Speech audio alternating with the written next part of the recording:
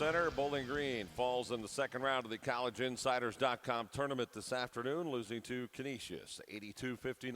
Head coach Chris Jans joins us now on our Wood County Hospital post-game show.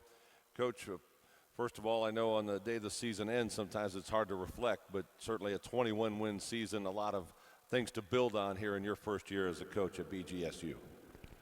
Well, hopefully if we put some days behind us and we all have a chance to look back on the season, we'll feel a little bit better about it. Right now we're certainly disappointed the way the season ended. I expected us to compete a little bit harder and play a little bit better, but unfortunately we didn't, and it was right out of the gate. They were more excited to play than we were.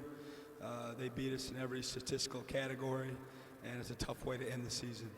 Yeah, usually when you dig a big hole at home, you're able to really make a run at some point and get back into it. And a couple times it felt like you had a little momentum, and a couple of well-timed timeouts or some stoppage in play sapped a little momentum a couple of times as well. You know, I was excited that we had some folks in the gym. There were some people here that paid good money to watch this team, and we talked about that during a timeout or two and certainly at halftime. And they wanted to get behind us. They wanted to help us. And I remember one time, you know, the start of the second half, I think we cut it to 6 or 7, and the crowd got behind them. But that was our only real run from where I sat the entire game. So I feel bad for the folks that came out to support this team, and I'm sure they're disappointed like we are. Ultimately, Coach Rashawn Holmes posted a double-double for you with 14 and 11. Looked like, though, he had a little bit of rust, couldn't really get in the flow. I don't know if he ever really did. Do you think that was part of the problem for Rashawn, the inactivity lately? To be perfectly honest with you, since the first half of Buffalo, when he got fouled on the free throw line, he just hasn't been the same since. It's been a tough ending for him. It's kind of mirrored our season, to be honest with you. And he's tried. He's been a warrior and tried to get back and want to be with his teammates and wanted to play for this program that he's put so much effort into. But he just wasn't the same. He didn't have. He just wasn't completely 100%. He didn't have his wind. He'd been fighting with the trainers and the doctors to try to get back on the floor, but he hasn't practiced since then, a full practice. So he definitely is not quite himself, but he gave a lot of effort today. Coach, also your other seniors, Javon Clark, Anthony Henderson, and another start today for DeMarco Lish. I know those guys gave you good effort all season long and helped you lead this team to what we hope is the turnaround season and the harbinger of bigger seasons to come.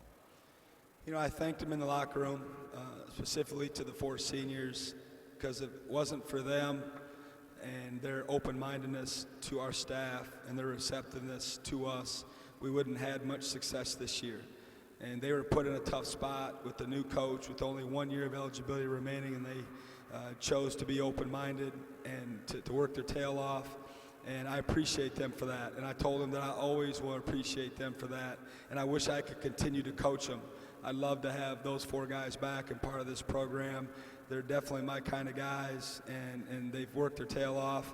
I wish I could have helped them more down the stretch. Coach, I think this season a lot of folks will remember the 21 wins and the way your team was really, really tough on the road, and you came oh so close to a MAC regular season championship. A lot of good memories will be had.